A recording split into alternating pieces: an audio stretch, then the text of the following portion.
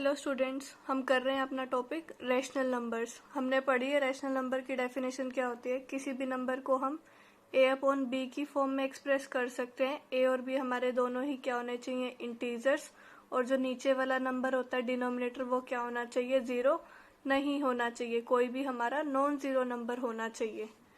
Next हम पढ़ चुके हैं पॉजिटिव रैशनल नंबर कौन से होते हैं और नेगेटिव रैशनल नंबर कौन से होते हैं। जिनमें डिनोमिनेटर और नुमरेटर दोनों के साइन सेम होते हैं वो कहलाते हैं हमारे पॉजिटिव रैशनल नंबर, और जब साइन डिफरेंट होते हैं वो कहलाते हैं नेगेटिव रैशनल नंबर। हमने पॉजिटिव डिनोमिनेटर भी कन्वर्ट कर लिया। रैशनल नंबर्स को कैसे करते हैं, डिनोमिनेटर का साइन ऊपर शिफ्ट करके। नेक्स्ट इंटीजर्स को भी हमने सीखा है रूल नंबर 2 के अकॉर्डिंग, कैसे हम रैशनल नंबर में एक्सप्रेस करते हैं।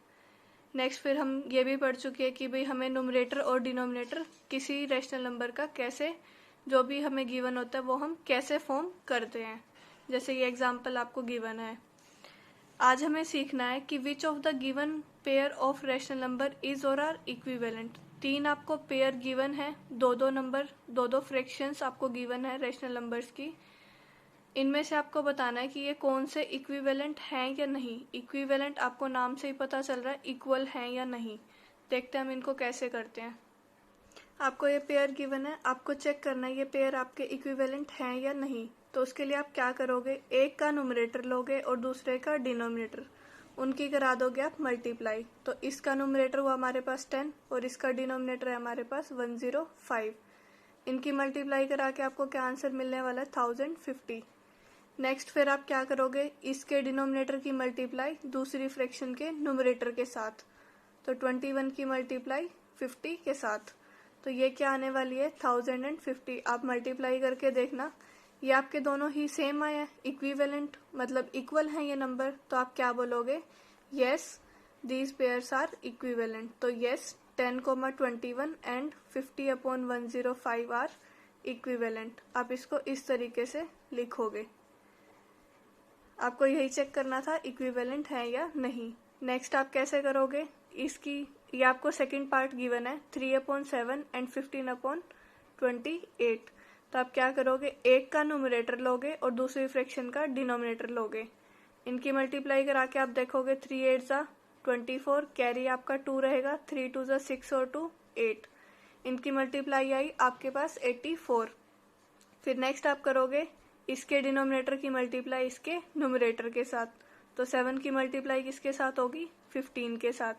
ये आपकी आएगी 7 5 ज़ा 35, कैरी 3, 7 1 ज़ा 7 और 3 10।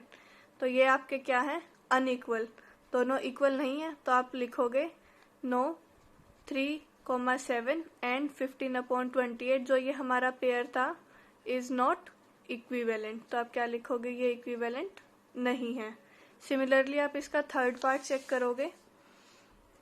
आप क्या करना, -20 की मल्टीप्लाई 96 के साथ एक अलग से सोल्व करना, और 24 की मल्टीप्लाई -80 के साथ।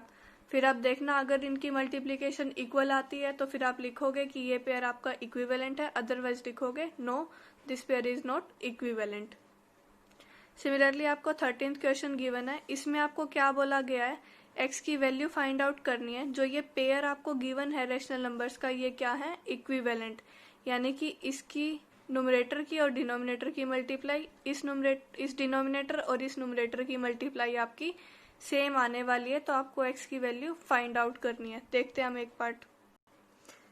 इसमें आपको गिवन है -5/9 एंड 10/x। तो आप क्या करोगे, -5 की मल्टीप्लाई x के साथ और 10 की मल्टीप्लाई करोगे आप 9 के साथ।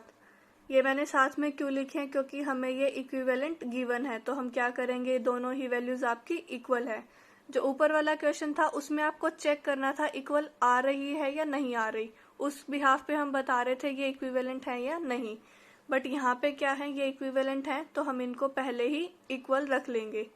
अब आपको एक रूल पता है, जो लेफ्ट पार्ट में नंबर मल्टीप्लाई में होता है वो राइट साइड में नंबर जाके होगा डिवाइड में। अब यहाँ पे x के साथ क्या नंबर मल्टीप्लाई है, -5। तो आप इसको यहाँ क्या करोगे, डिवाइड में भेज दोगे। डिवाइड का सिंबल हम इस तरह से लगाते हैं और -5 हम लिखेंगे नीचे। अब देखो 5 1 ज़ा 5, 5 2 ज़ा 10। अब डिनोमिनेटर हमने पॉजिटिव कैसे करा था, इस साइन को ऊपर शिफ्ट करके। 9 टू ज़ा हमारे को कितना मिलेगा 18, और ये साइन नेगेटिव हम ऊपर शिफ्ट कर देंगे इसको, ताकि हम इंटीजर फॉर्म में लिख पाएं। तो जो आपका मिसिंग नंबर था x यहाँ पे, उसकी वैल्यू आपको क्या मिलने वाली है -18। आप चाहो तो चेक करके भी देख सकते हो। अब आपका पेयर क्या बन गया -5/9 एंड 10/-18। तो आपको क्या करना होता है, -5 की मल्टीप्लाई -18 के साथ, ब्रैकेट के साथ आप इन दोनों को सेपरेट करोगे क्योंकि आपके दो ऑपरेशन कंबाइन हो रहे हैं। ये आपको चेक करना है। 10 9 आपका आएगा 90, और 18 की मल्टीप्लाई आप 5 से करोगे वो भी आपकी आएगी 90, माइनस माइनस का साइन आपको देगा प्लस का साइन। तो ये आपके इक्विवेलेंट बन गए। ये आपको करके नहीं दिखाना, जस्ट फॉर वेरिफिकेशन। सिमिलरली आप सेकंड पार्ट देखोगे इसका, आपको सेकंड पार्ट में वैल्यू गिवन है 3/7 एंड x/42। ये आपके जो पेयर गिवन है रेशनल नंबर के, ये इक्विवेलेंट है। तो आप क्या करोगे, 3 की मल्टीप्लाई तो कराओगे 42 के साथ, और इधर x की मल्टीप्लाई कराओगे 7 के साथ, इन दोनों की। आप ऐसे डायगनली लाइन भी बना के इनको सोल्व कर सकते हो अगर आपको याद नहीं रहते। तो 3 की मल्टीप्लाई होगी 42 के साथ, और 7 की मल्टीप्लाई, इस तरह से आपका क्रॉस फॉर्म हो जाएगा। तो आप इसमें क्रॉस मल्टीप्लिकेशन भी कर सकते हो। अब आपको x की वैल्यू फाइंड आउट करनी है, तो हम x को एक साइड रख लेते हैं, और 7 आपका मल्टीप्लाई में था तो इधर आके वो आपका नंबर हो जाएगा डिवाइड में। तो 7 आपका नीचे आके डिवाइड में हो जाएगा। आपको पता है, अब आप देखो इनको कोई सेम टेबल पे कैंसिल आउट हो रहे हैं या नहीं हो रहे। 7 की टेबल में क्या 42 आता है? यस आता है। 7 1 ज़ा 7 एंड 7 6 ज़ा 42। तो आपकी यहाँ पे जो मिसिंग नंबर x था उसकी वैल्यू क्या आ गई आपकी 18। तो आप नीचे लिख दोगे x की वैल्यू इस केस में आपकी -18 आई है, और इस केस में आपकी x की वैल्यू आई है 18। सिमिलरली आप third and fourth part solve करोगे और x की वैल्यू फाइंड आउट करोगे। आपका असाइनमेंट 2.5 कंप्लीट हो गया है। इसको आप फेयर नोटबुक में कंप्लीट कर लेना। Thank you.